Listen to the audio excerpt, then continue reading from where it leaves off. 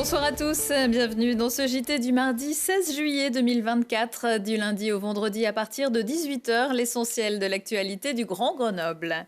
Quand un trail chasse l'autre, j'espère que vous avez soigné vos ampoules parce qu'après le trail des passerelles du Monténard la semaine dernière, on remet ça cette semaine avec l'UT4M, l'Ultra Tour des 4 massifs est de retour à partir de jeudi. 12 courses au programme et pour les plus de 4000 participants inscrits, la découverte de paysages à couper le souffle. Et pour ceux qui n'aiment pas trop transpirer, d'autres options sont également possibles. Lina Badreddine. 4 massifs, Vercors, Chartreuse, Taillefer et Beldonne. 4 jours pour l'Ultra Trail le plus réputé de Grenoble. L'UT4M reprend ses quartiers dans et autour de la capitale des Alpes. Ça, ce sera pour les plus sportifs, des épreuves de 20 à 180 km. Mais l'UT4M ouvre cette année ses sentiers aux randonneurs, un parcours de 10 km au départ du col de Vence.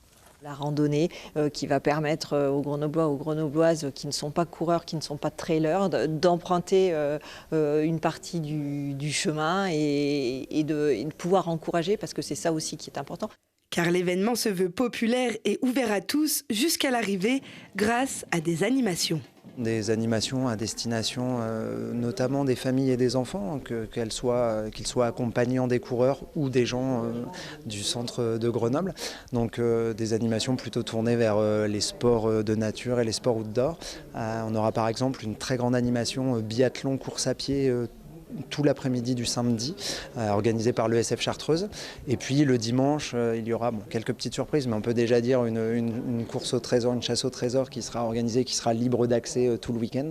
Et puis des activités sportives comme du basket et de la musique. Et également un marché des producteurs venant des 4 massifs et de Grenoble. Un des premiers axes en fait, qui nous ont fait créer l'UT4M, c'était d'apporter de la lumière sur Grenoble, l'agglomération, les massifs.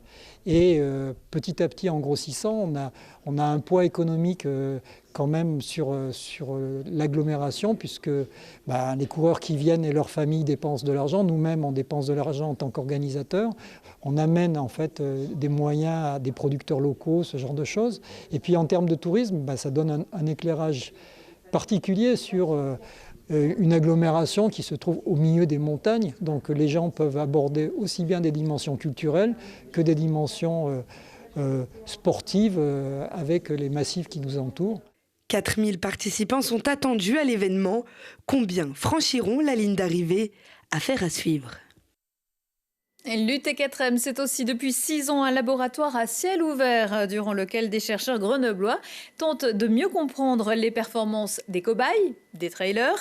Cette année, par exemple, sur l'impact d'une course d'ultra-trail sur des marqueurs sanguins liés à la dopamine. De la dopamine à revendre sous le maillot des Bleus, l'Isérois Olivier Giroud a dit adieu à l'équipe de France lundi dans un message sur le réseau social X. Âgé de 37 ans, l'attaquant meilleur marqueur des Bleus avec 67 buts en 143 sélections avait déjà annoncé en mai que l'Euro serait sa dernière compétition internationale. Cette équipe de France que j'ai servie pendant 13 ans reste à jamais gravée dans mon cœur. Elle est ma plus grande fierté et mon plus beau souvenir, écrit-il dans son message. Même si ça n'a pas toujours été un long fleuve tranquille, c'est aussi ce qu'il nous avait confié lors d'une interview quelques semaines avant l'Euro. C'est une immense fierté et là, quand on parle de dépassement de soi, oui, il faut aller chercher quelque chose en plus au plus profond de soi-même. Cet aspect patriotique, voilà, la fierté d'honorer ses couleurs, son pays, sa patrie, ses origines. C'est un privilège, J'ai eu la chance de découvrir ça en 2011, il y a presque 13 ans maintenant.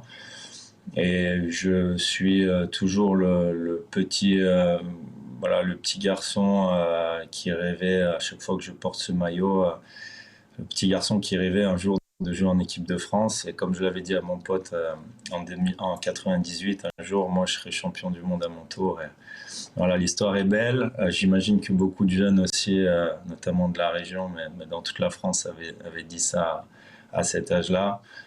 J'avais 11 ans à l'époque et le fait de pouvoir, 20 ans après, le devenir à mon tour, c'est une bénédiction et j'en suis extrêmement fier. Et Olivier Giroud a quitté l'Inter de Milan et évoluera la saison prochaine au Los Angeles FC aux côtés d'Hugo Lloris. Dans le genre long fleuve tranquille, si vous cherchez des idées de balade pour les vacances ou le week-end, il y a la Via Chartreuse, une voie verte composée principalement de chemins blancs, un parcours de 17 km qui permet de découvrir différents aspects de la nature en Isère. La Via Chartreuse, c'est un écrin de verdure, c'est à la fois relaxant, ça permet de passer des bons moments, de se balader en famille, à pied, à cheval, en vélo, soit pour un usage de loisir ou pour la mobilité du quotidien. C'est plutôt plat, c'est un itinéraire accessible à tous qui roule très bien pour toute la famille, donc il y a des petits cailloux et c'est un itinéraire qui est fait avec les cailloux issus du glier. Vous pouvez y prévoir de faire votre pique-nique, de visiter les villages sur votre passage et de vous imprégner de cette ambiance nature. C'est touristique, c'est balisé, vous ne pouvez pas vous y perdre. Vous traversez quelques routes, donc il faut garder en tête la sécurité. Cependant, vous pouvez voir tout au long de votre itinéraire, vous pouvez faire des haltes et visiter soit la ferme de Plantimet, la Tuilerie, la tourbière de l'Érétan, mais aussi vous arrêter à Riviéralpes ou à Saint-Christophe-la-Grotte. Retrouvez le détail de ce parcours et bien d'autres sur le site isère-tourisme.com. Les congés, c'est aussi fait pour bouquiner, mais pour les personnes déficientes visuelles, ce sont les oreilles qui remplacent les yeux et les CD, les livres. L'Association des donneurs de voix a mis en place il y a plusieurs années maintenant une bibliothèque sonore à Grenoble. Présentation avec Camille Avon qui s'est rendue dans les locaux place Gustave Rivet. Dans cette bibliothèque, on ne lit pas mais on écoute. La bibliothèque sonore de Grenoble propose aux personnes malvoyantes et aux personnes qui souffrent d'un trouble spécifique de l'apprentissage, comme les personnes atteintes de dyslexie, de pouvoir écouter leurs livres préférés. Aujourd'hui, ils sont près de 800 à Grenoble à utiliser ces CD pour le plus grand plaisir de certains qui peuvent retrouver le goût de la lecture. J'ai ma grande sœur qui a maintenant 82 ans mais qui a eu recours à la bibliothèque il y a au moins 40 ans, ou même peut-être plus. Et pour elle, ça a été une révolution dans sa vie, parce que c'était une dévoreuse de lecture. Et du jour au lendemain, elle a eu un accident et elle a perdu la vue en quelques mois. Donc pour elle, lire, c'était quelque chose de merveilleux. Et on est encore là, présent, à venir chercher très très régulièrement des livres. L'association a déjà enregistré près de 20 000 livres, polars, romans historiques ou même littérature scolaire. La bibliothèque sonore s'assure d'être toujours à la page en proposant également les dernières œuvres récompensées. Pour pouvoir écouter ces livres audio, elle prête des appareils adaptés à ce public. On propose à nos audiolecteurs, essentiellement les personnes malvoyantes, des appareils de lecture pour les CD qui sont faciles à utiliser parce qu'il y a peu de touches, parce que quand on met un CD, qu'on l'enlève, le lendemain on le remet, il recommence au même endroit. Et on peut se déplacer très très facilement pour lire, éjecter le CD, etc. Contrairement aux livres audio qui utilisent des voix de synthèse pour raconter les histoires, ici, ce sont les bénévoles eux-mêmes qui prêtent leur voix. Moi, je ne voudrais pas faire de la voix synthétique parce que je l'ai écouté une fois. Moi, c'est lassant. Et nous, on a quand même une voix, elle est chaude, elle est pas chaude, elle est escalée. C'est une voix et puis il y a des intonations sans exagération non plus. Pour pouvoir emprunter ces livres audio, il faut présenter un justificatif médical. Des journaux comme Le Monde ou encore Le Point sont aussi enregistrés. Les bénéficiaires peuvent eux-mêmes soumettre des suggestions de livres pour compléter la collection. Bien d'autres livres et titres de presse sont également disponibles depuis le site du serveur national des bibliothèques sonores téléchargeables en MP3.